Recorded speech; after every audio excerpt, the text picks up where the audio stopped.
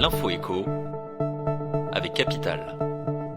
On commence ce flash par le chiffre du jour. 110%, c'est l'augmentation annuelle de la demande par annonce immobilière à Angers. Selon le baromètre Se Loger pour Capital, la ville a ainsi vu sa tension immobilière plus que doubler entre août 2018 et 2019.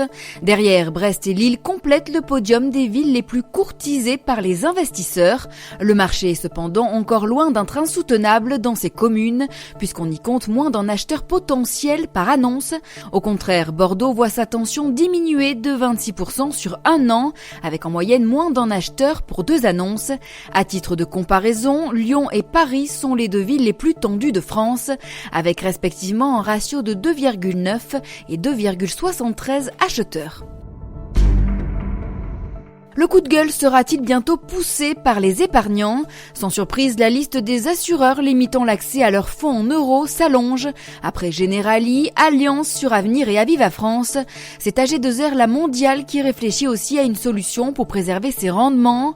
Dans le contexte actuel de taux d'intérêt négatifs, les assureurs sont effectivement de plus en plus nombreux à mettre en place des mesures pour détourner les épargnants des fonds en euros et ainsi les inciter à prendre plus de risques.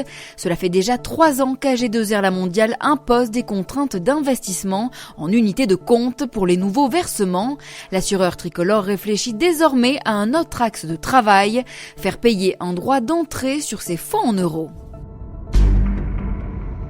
L'info pratique Capital concerne l'emploi à domicile, frais de garde de jeunes enfants, hébergement en EHPAD. Si vous anticipez une baisse de votre crédit ou de votre réduction d'impôt l'an prochain, Bercy vous donne la possibilité de le signaler dès maintenant, et ce jusqu'au 5 décembre minuit sur le site impôt.gouv.fr. Pour cela, rendez-vous dans l'onglet Gérer vos avances de réduction et crédit d'impôt.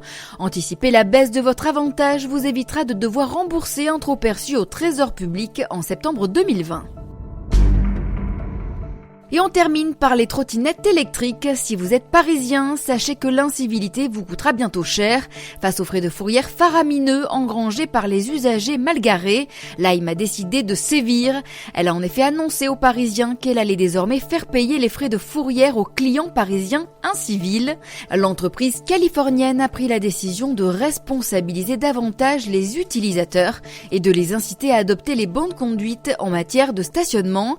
L'entreprise de location de trottinettes en libre service va dorénavant exiger que les usagers dont la trottinette est verbalisée et envoyée en fourrière paient maintenant 59 €.